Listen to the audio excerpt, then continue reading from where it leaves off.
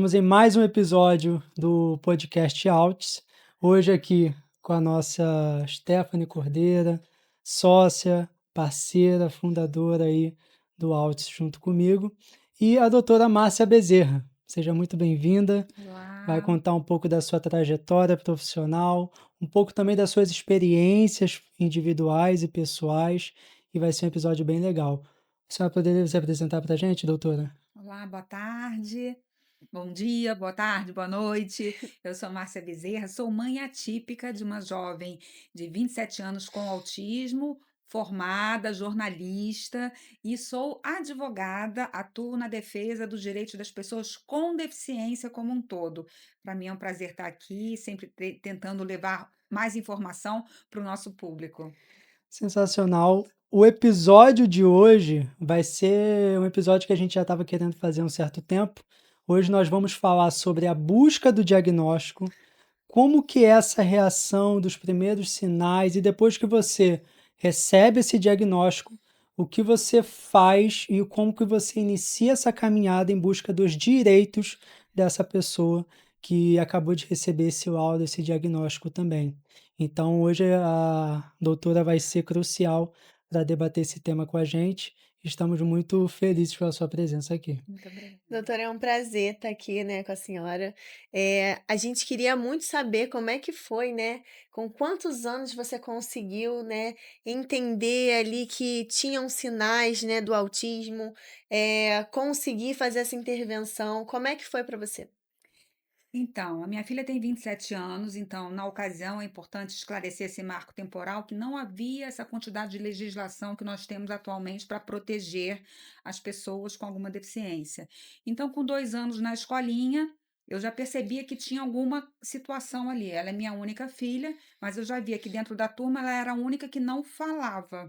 Aham. Então aquilo para mim já ligou um sinal de alerta, mas todos os médicos na ocasião diziam: "Não, mamãe, você é muito ansiosa, cada criança tem seu tempo, ela é Clichê. perfeita". Gente, isso assim, qual mãe ainda não ouviu isso, né? Mas eu nunca, me acostumei com aquela situação e eu sempre busquei entender o que ela tinha para poder proporcionar o tratamento necessário.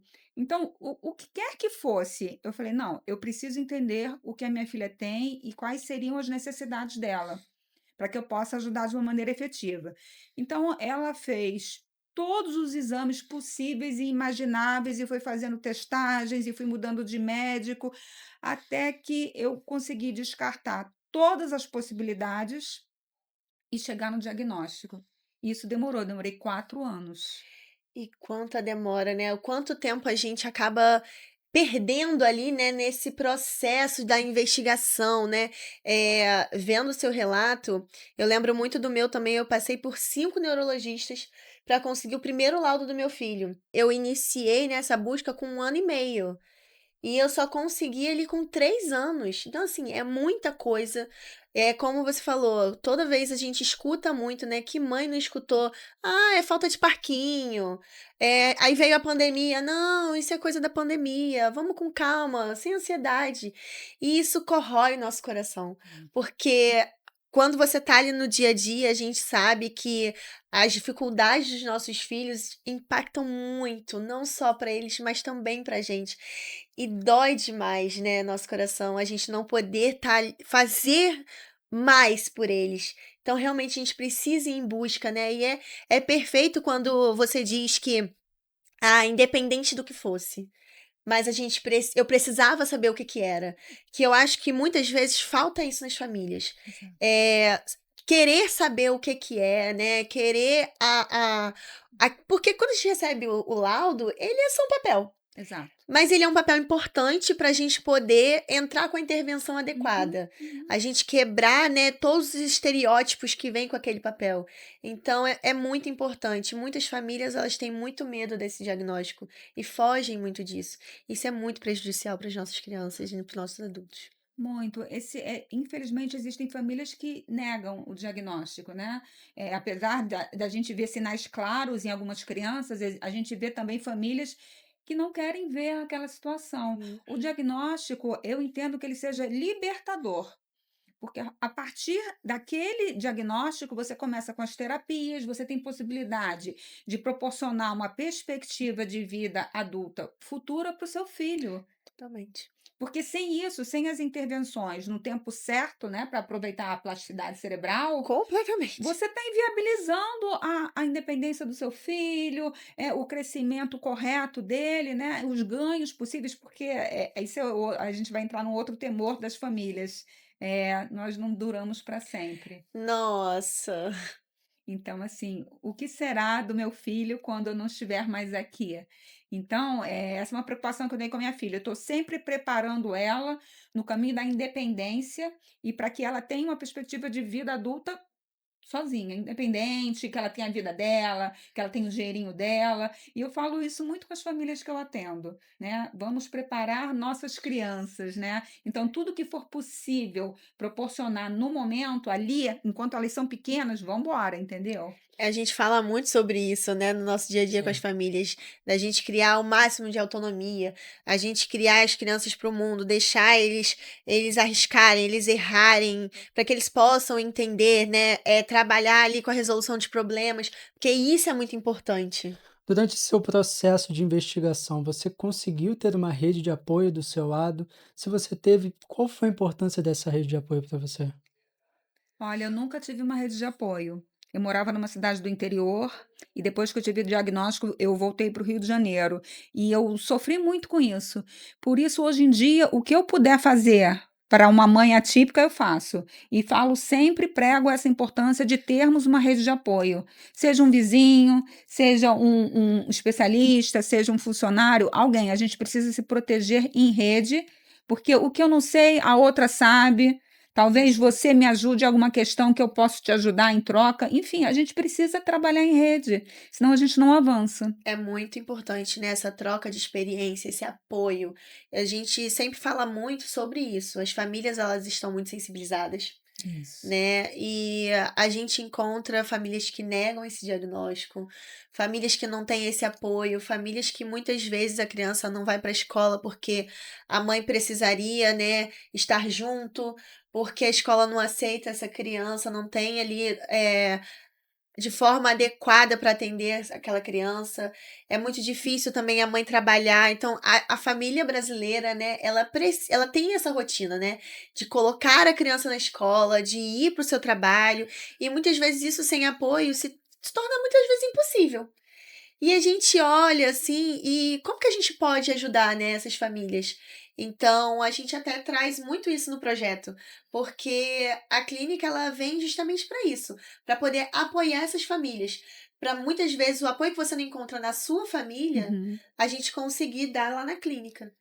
Com perfeito. certeza. E a gente percebe muito também ao longo dessa trajetória que o setor público, ele também aparece ali como uma demanda que precisa ser corrigida na maioria das vezes, porque a gente não consegue, no momento que a gente percebe os sinais, encontrar mecanismo dentro do setor público para conseguir realizar ações eficazes que vão colaborar com o diagnóstico.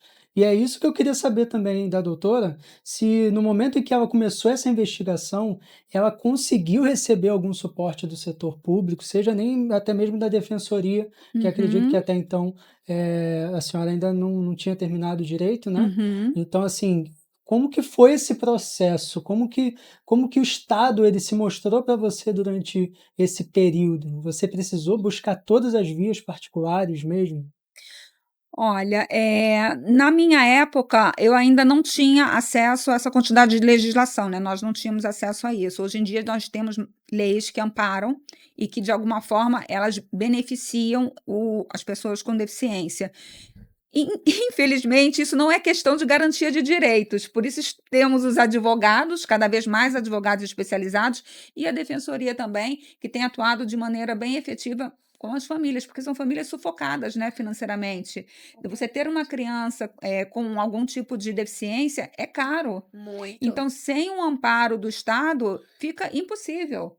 Então, primeira coisa, o laudo médico é soberano. As famílias precisam sim, hoje em dia já é possível conseguir o diagnóstico através do SUS, que isso foi um ganho que nós tivemos. O tratamento também, teoricamente, seria conseguido, né, apesar da demora. Essa questão dessa descoberta, o quanto mais precoce possível para começar com as intervenções, isso é primordial, e as famílias precisam sim buscar os direitos, seja BPC-LOAS, seja mediador escolar, seja quando eles têm acesso a plano de saúde, a efetivação das terapias, isso buscando defensoria ou advogado particular. A gente nunca pode abrir mão dos nossos direitos, porque a gente sempre, é o que eu falo para as famílias, tá cansada de lutar? Pensa no seu filho. Não quer fazer por você? Pensa no seu filho. Aí todos querem fazer. Ninguém tem desculpa. Doutora, até aproveitando que a senhora começou a falar sobre esse processo, né, dos direitos das pessoas com deficiência, fala um pouquinho pra gente quais são esses direitos. Como que a gente, qual é o primeiro passo que a gente precisa tomar ali em busca? Então, o primeiro passo, como eu disse, é um laudo médico soberano, porque um laudo bem feito, ninguém derruba. Porque às vezes você fala, não, mas o meu filho precisa de mediador todos os dias. Se isso não tiver escrito no laudo, dificilmente você vai conseguir. Ah, meu filho precisa de X terapias, aba por semana, com carga de tantas horas. Se isso não estiver muito especificado no laudo, não vai conseguir. Então, o primeiro passo é um bom laudo, seja do médico particular, seja do SUS. Segundo passo, você tenta de forma administrativa, seja no plano de saúde, seja no SUS, o mediador na escola não conseguiu, infelizmente, vai ter que ingressar na justiça, seja através da defensoria, que hoje em dia já está bem preparada para isso, em função da alta demanda, ou através de advogados particulares. Que hoje em dia existem muitos advogados especializados nessa área, né? É a demanda, a gente não tem para onde fugir. Agora, não se abatam e sempre lutem pelos direitos dos seus filhos. Hoje, então, nós temos o BBC-LOAS, que a senhora, né, citou. Nós temos também essa parte, né, da garantia das Das terapias. terapias.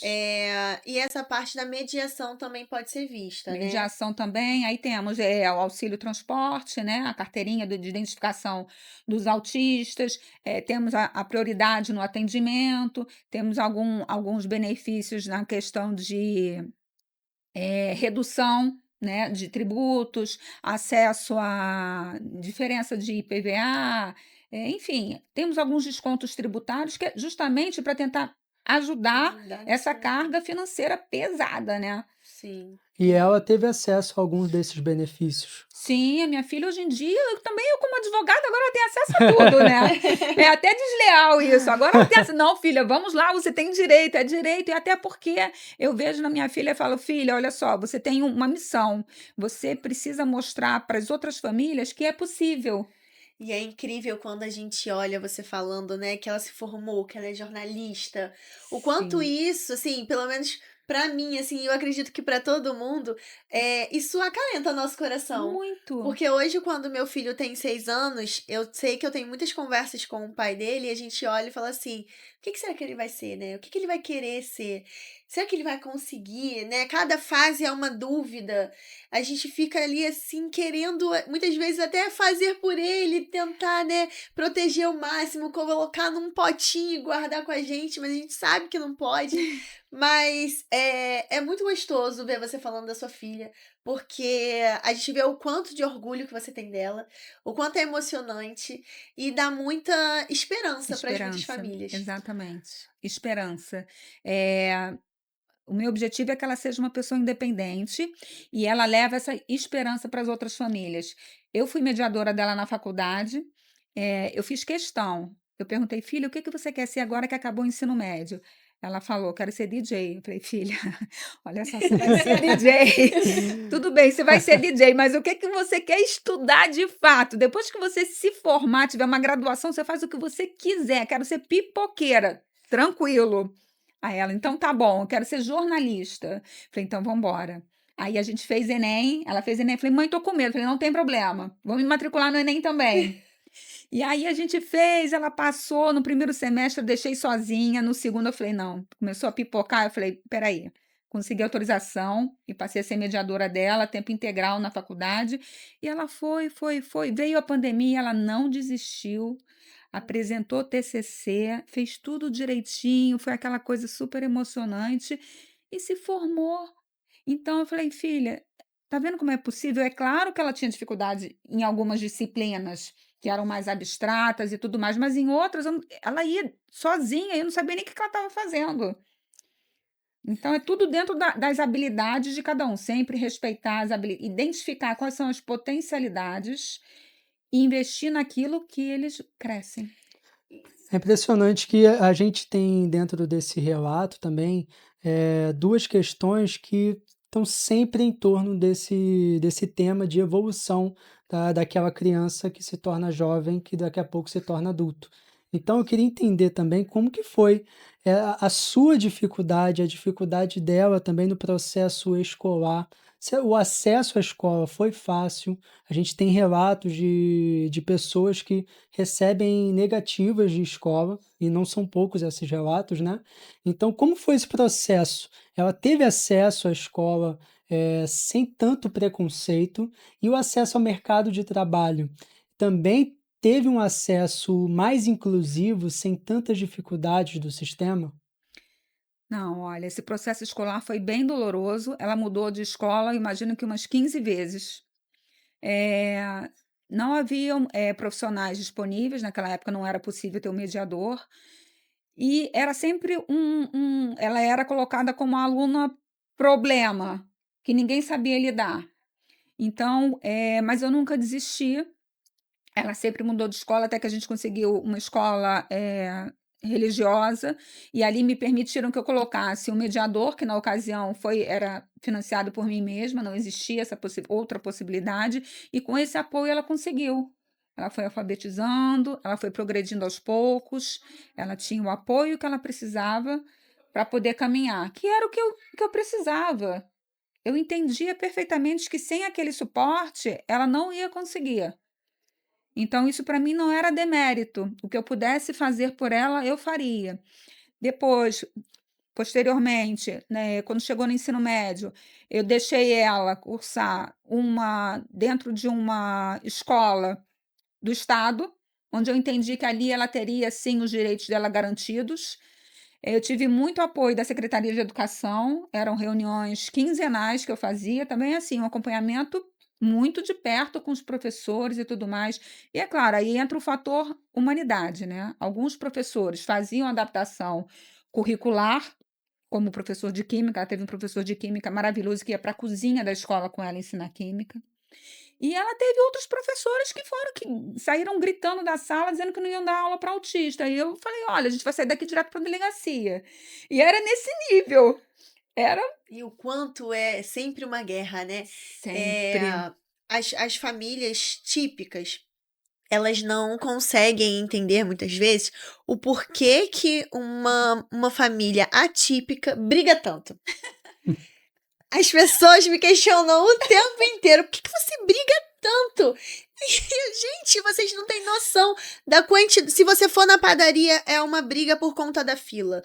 Se você for no shopping, é uma briga. Se você tá na escola, é uma briga. É o tempo todo. Eu costumo falar pra todo mundo, né, que quando vem o laudo, vem também um superpoder que você precisa estar ali muito forte também, né? Para segurar todos esses anseios, todas as dúvidas e não transparecer isso também, não passar essa ansiedade toda para a criança. Você precisa ter essa força também, como você disse, de lutar, se não for pela gente, pelo nosso financeiro, de lutar por essas crianças, por esses adolescentes, por esses adultos, porque é tão difícil a sociedade entender, né, que hoje nós temos todas essas legislações e que mesmo assim eles não conseguem compreender, não conseguem colocar em prática no nosso dia a dia. Exatamente. O importante é não desistir, nunca desista. Então, às vezes, assim, é claro que tem essa complexidade, né? A carga em cima da maternidade atípica é muito grande. Então, às vezes eu até brinco quando eu tô um pouco mais nervosa, agitada, falo, com licença, sou mãe atípica, tenho licença poética para ser maluca, porque não tem como, entendeu? A gente tem que realmente lidar com várias demandas e não tem fim, né? Não tem fim. Não tem fim. É diariamente, todos os dias, toda hora. Mas é isso, assim, o que traz um grande suporte para a gente e acalenta o nosso coração é quando a gente vê os ganhos na criança. Então, assim, eu me acostumei a ver o que a minha filha trazia de bom para mim a cada dia e valorizar isso e não ver o que ela não fazia ainda. Então, eu tentava fazer uma luta de cada vez. Ah, ela não amarra o sapato. Gente, isso para mim agora não é problema. Vai usar tênis de velcro. E vamos embora, entendeu? Vamos ver, apoiar os ganhos e vamos embora, jogar para frente, porque senão a vida fica muito difícil. Muito, né? Quando a gente só olha o que tá faltando, o que tá de Exato. errado, isso é muito ruim. Eu sempre falo, gente, vamos colocar aqui no papel quantos ganhos essa criança já teve, né? Às vezes as famílias falam assim, mas não tá evoluindo. Como assim não tá evoluindo? Olha o percurso que essa criança já teve, né? Olha o que a gente já conseguiu, já adquiriu. Exatamente. É tão importante a gente mostrar para eles. Eu Uhum. costumo falar para todo mundo, independente de ser uma família típica ou típica, a importância da gente dizer o quanto as nossas crianças são maravilhosas, o quanto os Uhum. nossos filhos são maravilhosos, né? Eu falo que antes, né, de ter o diagnóstico do Lorenzo, eu já olhava para ele todos os dias e falava: meu filho, você é maravilhoso. Ah, que lindo, Você é mais do que a mamãe sempre sonhou. que lindo. E assim, o quanto aquilo tem um poder dentro do cérebro dele, sabe? De encorajar, de colocar ele pra frente, sabe? De mostrar que ele é capaz. E eu falava pra ele, filho, você vai poder estar aonde você quiser estar. E ninguém vai poder dizer ao contrário pra você. E isso é que é importante, né? A gente olhar realmente sempre os ganhos. E o quanto é bonito ver que você falou que não teve, né, essa rede de apoio, Uhum. e o quanto hoje você é a rede de apoio de muitas Sim, famílias. E, sim. né, então, o quanto a gente desconstrói toda a nossa realidade, transforma para ser a realidade de outras famílias. O quanto isso é bom e é importante. Muito importante. O que os pais podem exigir de adaptação dentro do ambiente escolar para tornar esse ambiente mais acessível a essa criança, esse adolescente e permitir com que aquele ambiente não seja aversivo para ela? Então, hoje em dia, existe o plano individual de ensino que é aprovado por lei, né? Então, teoricamente, ele seria um direito. O que que acontece na prática? Algumas escolas não fazem, né? Não apresentam, ou simplesmente pegam aquele documento padrão e sai preenchendo lá um copia e cola. Gente, é, E também não fazem. Mesmo copia e cola. gente, é individualizado, tem que seguir os parâmetros, ele é feito para aquela criança, para que ela possa progredir, e isso tem que ser acompanhado, né, pela família, pela escola, pelos terapeutas. Então, primeira coisa, eu acho que é o letramento. A família precisa estar inteirada de todos os seus direitos. Toda mãe atípica precisa estudar. Porque precisa ter acesso aos seus direitos. Isso é até uma preocupação que eu tenho, falar do direito de uma forma acessível, que as pessoas entendam, porque não adianta eu ficar falando juridiquês que ninguém vai ficar entendendo o que eu estou falando. Então, eu sou mãe, em primeiro lugar, eu sou mãe atípica e quero levar conhecimento jurídico para as mães que, assim como eu, precisam. Então, falar claramente, abrir os direitos, levar letramento em todos os lugares que a gente vai. A gente precisa falar dos direitos. Estou em casa, estou no cinema, estou no É o elevador, tempo todo. o tempo todo.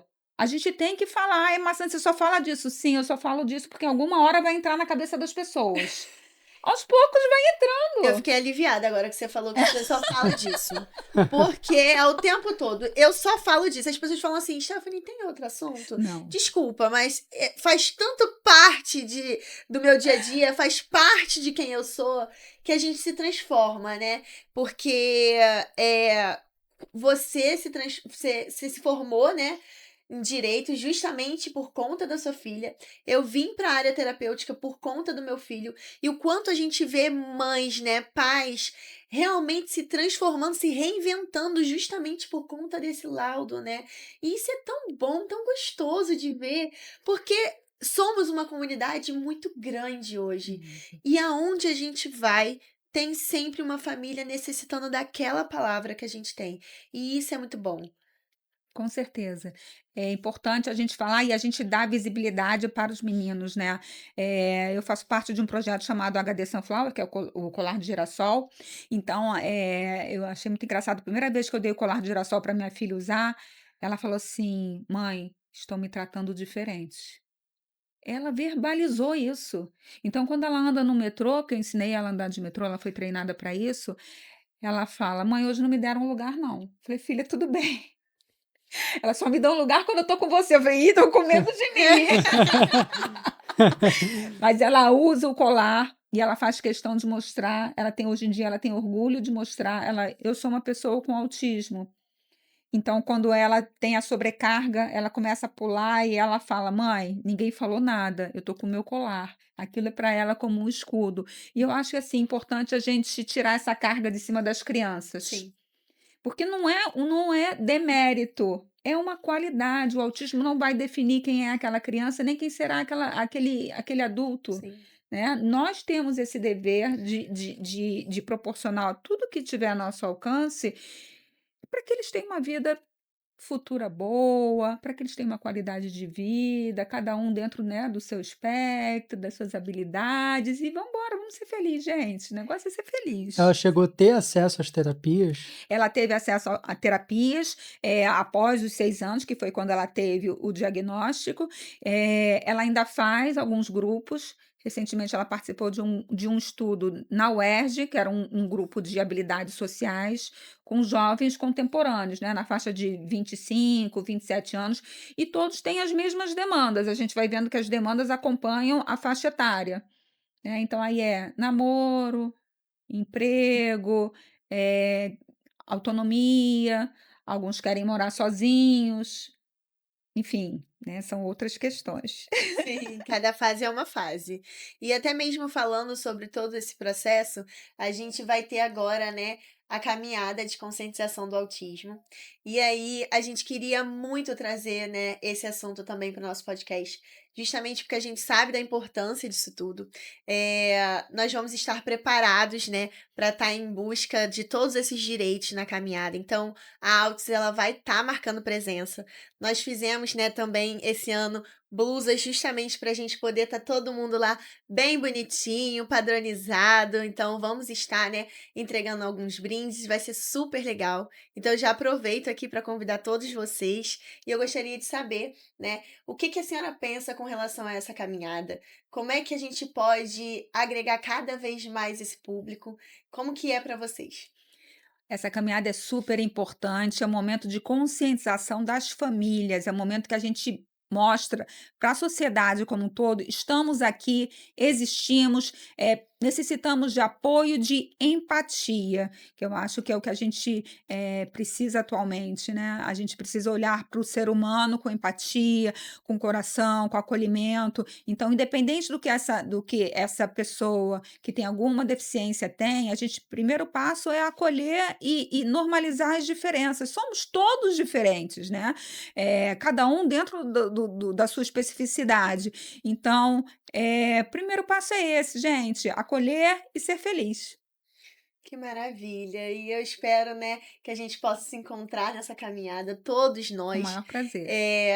Vai ser maravilhoso. Eu acho que a gente conseguiu hoje clarear muito a cabeça de muitos, né, que estão escutando a gente sobre esses direitos, falar muito sobre esse processo de ir em busca. É importante sempre, né, dizer que é muito, muito importante você estar sempre acompanhando, né, o processo escolar do seu filho, acompanhando o processo terapêutico dessa criança, olhando realmente para aquela criança. Vai além desse diagnóstico.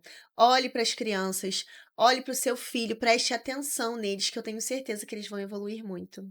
E qual mensagem você gostaria de dar para esses pais que também estão recebendo esse diagnóstico, ou para aqueles que já estão lutando há muito tempo ou até mesmo para aqueles que estão acabando de receber uma notícia que não é tão boa, de uma escola que recebe uma negativa, que eles precisam lutar mais uma vez contra mais um preconceito.